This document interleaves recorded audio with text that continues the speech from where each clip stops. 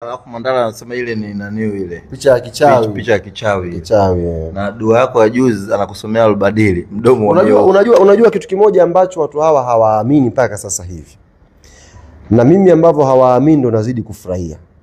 Unajua hawaamini kama mimi na jasusi wangu mle ndani. Wanaona kama ni utani.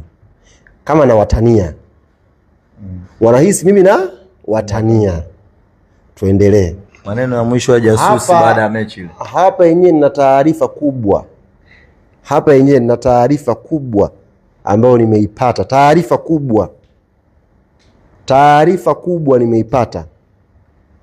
Lakini taarifa hii navuta subira kidogo. Nitakuja kuiachia. Yaani baada ya juzi tu hivi timu imekwenda, timu imerudi, nikawajuza kwamba toka saa 4 asubuhi mechi ilikuwa imeshauzwa. Muongo huyu. Anatabiri tu. Haya, wamerudi 24 dakika na kweli watu wengi wakakumbuka maneno yako dakika 24 tu. Adhana. Nikawaambia mkisharudi jasusi akanipa faili jipya ya kinachokwenda kutokea sasa hivi sasa. Jasusi kaniambia sasa hivi unajua uongozi umegawanyika vikawa vipande vya sambusa. Uko ta. Uongozi upo kama sambusa hivi sasa hivi. Naanza kutoa kodi hapa. Nini kinawagawanya? Sambusa za nyama. Hivi uongozi uko hivi sasa hivi. Sasa upande huu nataka upande huu utoke ili upande huu ukaongoze upande huu. Yaani kuna mtu huko kwenye upande huu anataka aongoze vyote.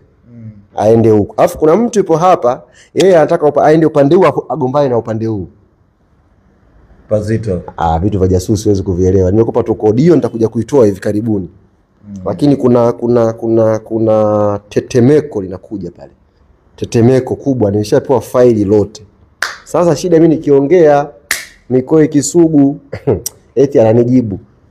Mwingine bwana Mandala ananijibu. Mimi naongea mambo yangu ya jasusi. Hao anajibu nini? Yaani inawahusu nini jasusi wangu? Mimi nimekwambia jasusi ni wa timu gani? Ani nimekwambia yuko wapi? Kama jasusi yupo Katari huko au yuko Serbia. Mshabiki mwingine nilikuwa naangalia hapa kwenye clip anasema jasusi ni Mzee Mangungu bwana. Ndio nakwambia sasa wanakosea watu hivyo. Mimi sijasema timu gani. Sijasema ni nani, nimesema tuna jasusi wangu mahala. Mikoe Kisugu anakuja kunijibu. Na eti Mikoe Kisugu anijibu eti kama mwanachama hizi timu hizi. Angalia Yanga. Mwanachama mkongwe mwenye ushawishi wa muda mrefu. Unamkuta mama yetu Fatuma Karume. Unamkuta mzee George Mkuchika. Huku unamkuta Mikoe Kisugu. Pasi milioni eti ndio wanachama wenye ushawishi. Pasi milioni. Sijui Mandala. Subhanallah. Jamani.